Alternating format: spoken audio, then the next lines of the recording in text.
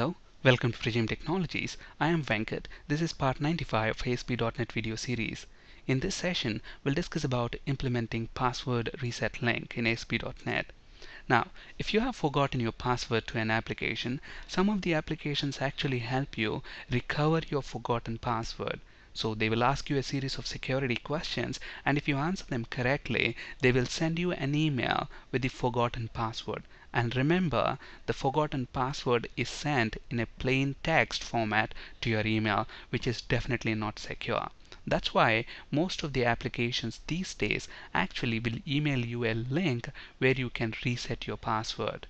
Okay, so in this session we'll discuss about how to generate and email that password reset link. Let me actually show you how that password reset link looks like. So this is how the password reset link looks like. So here, I have just generated this using ASP.NET. So if you look at this, it says dear test. Test is the username. So dear test, please click on the following link to reset your password, and then the link itself. And then finally a signature Precision Technologies. And if you look at the link, it says http://localhost, because the application is running on my machine. So localhost web application 1 is the name of the web application, and within this web application 1 I have registration folder. So within registration folder we have the change password. Okay, change password.aspx, change password.aspx. And then the most important thing to identify here is it is expecting a query string. I mean, it has a query string parameter there, UID, and then a unique number there. Okay, now what is the purpose of this unique ID? We'll discuss about that in the next video session when we actually reset the password. In this session we'll discuss about generating this reset link itself. Okay, so obviously now when I click this link, I will access the change password page, and tomorrow using this unique identifier, we'll take this unique identifier, look up the user ID, and then provide fields here for the user to actually change his password. That will be in the next video session.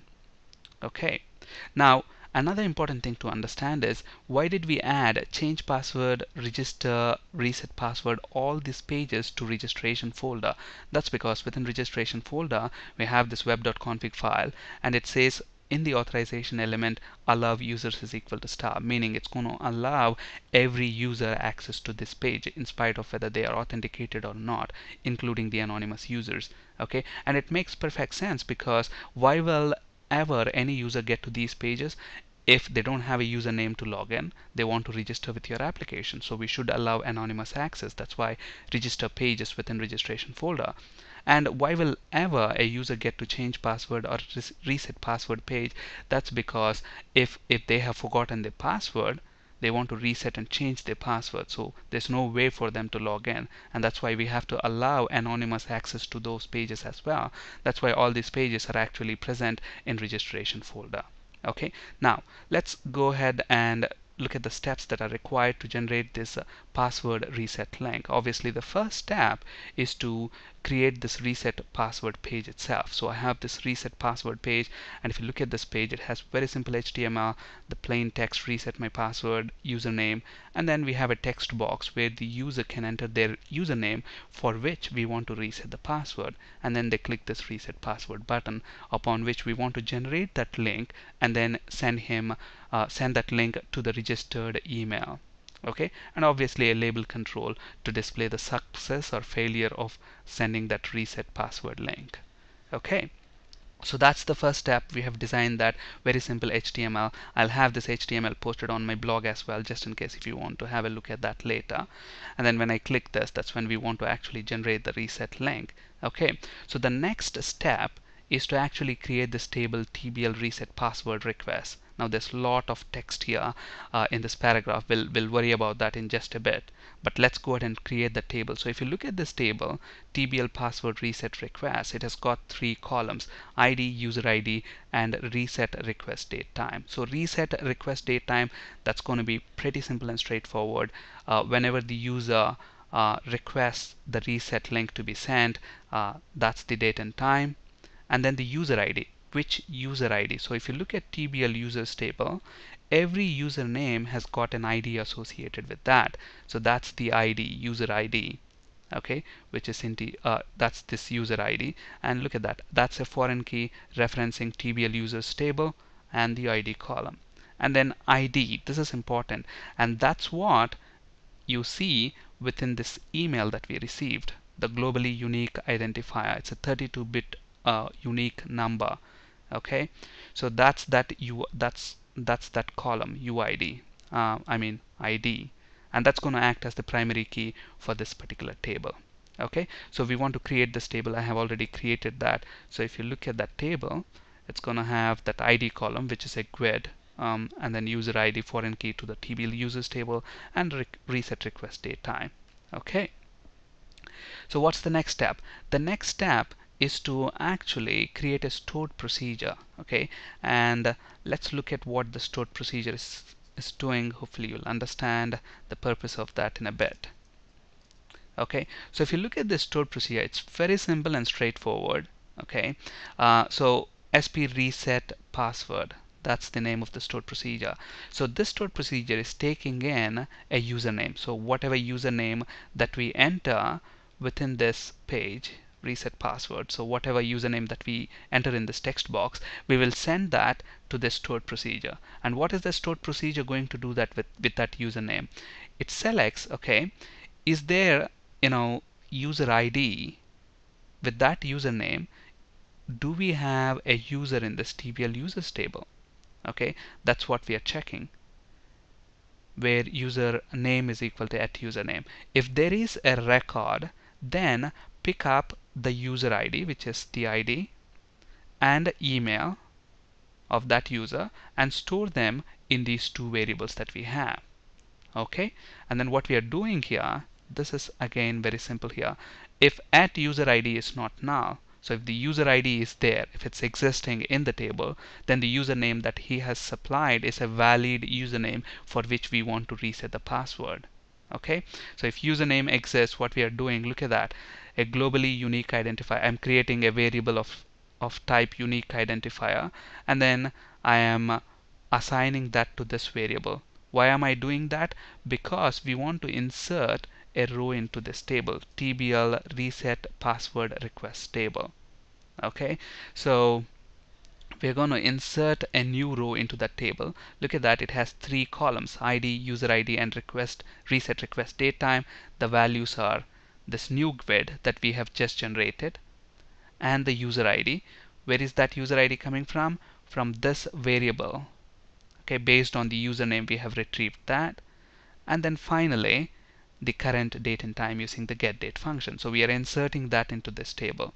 And then finally, since the username exists and we have inserted a row into this table, okay, it's a success. The username is there, so we want to reset the password for that user. So we are selecting 1 as the return code indicating success, and then the GUID itself, the globally unique identifier, the 32-bit unique identifier that you can see here, and then the email of the user to which we want to send the link.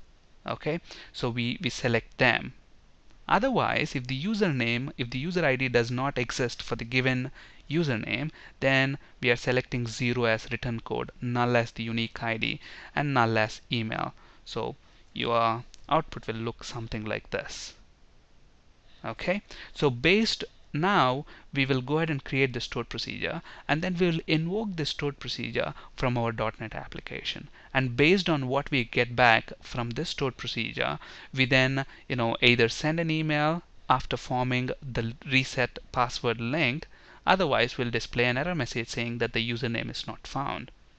Okay, so I have already created the stored procedure here. So if I expand programmability and then stored procedures, you should see that SP reset password stored procedure. That's exactly the same stored procedure that we have here. Okay, now let's go ahead and invoke this on the reset password link button click event. Okay, so I have this here, and before that, I actually have a function which sends an email to the end user. So let me copy that function. This is a private function because I just want to use this function in this page. So that's why I made this private. Okay, now first of all, let's get rid of these compilation errors. Mail message class, this is present in system.net.mail. Now we have discussed about sending emails in the previous sessions of this video series. If you haven't watched that, I would strongly encourage you to do so before continuing with this session. I will, however, have a link to sending emails ASP.NET video in the description of this video when I upload that. Okay, so system.net.mail, that's the namespace in which we have mail message class, and string builder class is present in system.text namespace. So let's go ahead and import that as well. So using system.text. Okay, so what are we doing here? This method, send password reset email method, this method is taking three parameters: the email of the user to which we want to send this email, and the username, because if you look at the email, it says dear test. What is test? If you look at the TBL user table, test is the name of the user. That's the username. Okay, so we need the username, we need the to email address, and we need this globally unique identifier as well. So these are the things that we are actually passing to this send password reset email method. Okay, so what we are doing here, we are creating a mail message object, okay, with the from and to emails. Okay, now to email, I'm using the parameter as it is, because when we invoke this method, that's when we will pass the to email. And then look at this, all these lines are actually building that link that you see here. Basically this body, we are building this body here. So how should our body look like? Dear username. Where is username coming from? It's coming as an input parameter to this method. So dear username, and then two HTML breaks. That's why you see two lines here between dear test and then please click. Okay, and then please click on the following link to reset your password, and that's what you see here. And finally, one HTML break, and then look at the link I'm forming here: http:// localhost web application 1 registration folder change password.aspx uid is equal to whatever unique ID that we are going to pass into this method. We are appending that to that link, and then again two HTML breaks so that we get two line breaks, and then finally Prajim Technologies within bold HTML. So that is the entire body, okay, email body, and that's what you see here. Okay, so once we have the email body, look at that. This is important. Mail message is body HTML is equal to true. Otherwise, this break elements will be shown as literal text on the email. So you have to set that to true. Okay, because we are using HTML within the body. Alright, and then we are setting the body property to that string builder object. Now if you're wondering why we're using string builder object, because if you're modifying a string, it's always better to use string builder object because they are mutable, whereas strings of type string object are immutable. So that's why from a performance perspective, use string builder object if you're modifying it multiple times. Okay, and then we are setting that as the body, and then the subject is reset your password, and that's what you should see here within the subject, reset your password. And SMTP client, basically I am using Gmail SMTP client, so smtp.gmail.com, the port number at which Gmail SMTP works is 587, so that's the port there. And then obviously we need to specify the credentials. I don't have my credentials here. If you are sending an email from your account to somebody else, then you use your email and your password, your Gmail password. Your SMTP client will authenticate, and if it's the right password, it's going to send from your account, from email address to that email address and email. And finally, Google works on HTTPS. So if you look at this Gmail, it works on HTTPS. So we have to set enable SSL to true, and finally send the mail message itself. So this is the method which is doing the work of sending the email. Okay, but then we need to provide to this function the to email, the username, and the unique ID. Okay, and where are they coming from? They are coming from your stored procedure. So if you look at the stored procedure, you get the to email and unique ID. And where will you get the username from? The username will actually come from the reset password page itself. On the text box, they enter the username. Okay, so we are going to make use of all those three fields, pass them to this method, and you're done. Okay, but then before that you actually have to invoke the stored procedure. Depending on what the stored procedure is going to return back to you, you make a decision whether to send an email or to show an error message to the end user. Okay, so again I have that here, and again it's going to be very simple ADO.NET code. So let me copy the implementation of the button click event there and paste it there. Okay, now let's get rid of those errors, the compilation errors. The configuration manager class is present in system.configuration namespace, and SQL connection, SQL command, they are present in system.data.SQL client namespace, and the parameter type, the command type is actually present. The command type enum is present in system.data namespace. So let's go ahead and import that. Okay, so that should get rid of the compilation errors. And now if you look at this, this is pretty straightforward ADO.NET code. Okay, so and we have discussed about ADO.NET in a very great detail. I'll have a link to the ADO.NET video series as well if you're new to that. Alright, so what are we doing here? We're creating the connection string. We are retrieving the connection string value from web.config file. So we have the connection string in web.config file which we are retrieving, creating the SQL connection object. We are using the using statement because the connection object will automatically be closed when the scope of that is lost. And then we are creating the SQL command object, and if you look at that, we are invoking the SP reset password which we have just created. So that is this password. That's stored procedures. And then we are using the connection object which we have created, command type. We are specifying that it's a stored procedure, and this stored procedure, if you look at that, it expects a username parameter. So we need to pass that to the stored procedure, which we are doing by creating the SQL parameter object. And where is the value for that username parameter coming from? That's coming from the text box that's present on this page. So that's the text box. And then we are adding that parameter to the command object using the parameters collection property. Open the connection, execute the reader. And we are using execute reader because we are getting a row of data back from the stored procedure. Okay, and then what we are doing, we are using a while loop to loop through that reader, and then we are checking the return code. So if you look at what is the return code that we are getting back, so if the username exists, then we are inserting a row into that table, and then we are selecting 1 as the return code, meaning the username is present, this is the unique identifier, and this is the email of the user. Now if you are wondering why we are using a unique identifier, don't worry about that. We'll discuss about that in the next video session when we actually change the password.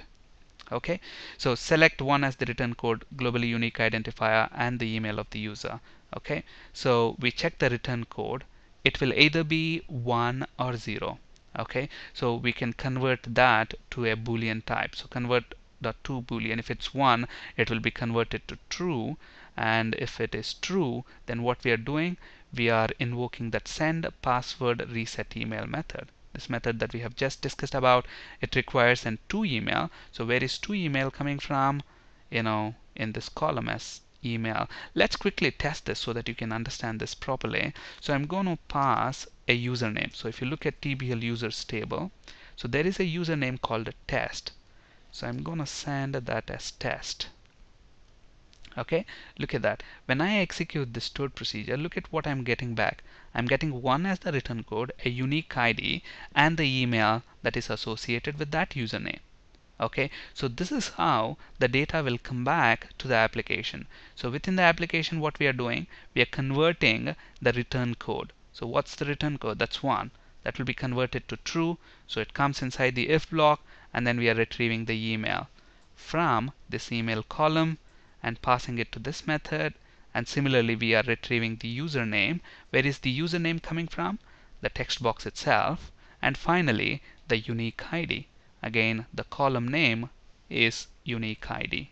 So we are passing that to this method, which will send the email, and then finally we display a message to the user stating an email with instructions to reset your password is sent to your registered email. Otherwise, if the username is not found, then we display username not found error message, which is simple and straightforward. Okay. Now, if you look at what has just happened, since we have tested this, if I press F5, select star from that TBL reset password request, look at that, it generated that unique identifier, user ID is 1. If you look at TBL users table, so for test, what is the user ID? That's 1. And this is the date and time I have requested a reset link to be sent. Okay? So actually, if I run this now, this is not going to practically send an email now because I don't have my actual Gmail username and password here. Okay, but if I enter an invalid username here and click reset password, look at that, username not found. But if I enter a valid email address, it's going to fail now. After some time it will throw an exception and will fail. Look at that, when it's sending an email it fails because the SMTP server requires a secure connection or the client was not authenticated. So I didn't provide a valid email address here and a password, that's why it didn't fail. But if you're testing it, give your email address and your Gmail password, it's going to send an email just like this to your inbox. Okay, so in this session we have discussed about how to actually send password reset link. In the next video session we will see how to actually change the password using that reset link, and in that process we'll also understand why are we using this globally unique identifier, why can't we use this integer user ID instead of that. On this slide you can find resources for ASP.NET C#, and SQL Server interview questions. That's it for today. Thank you for listening. Have a great day.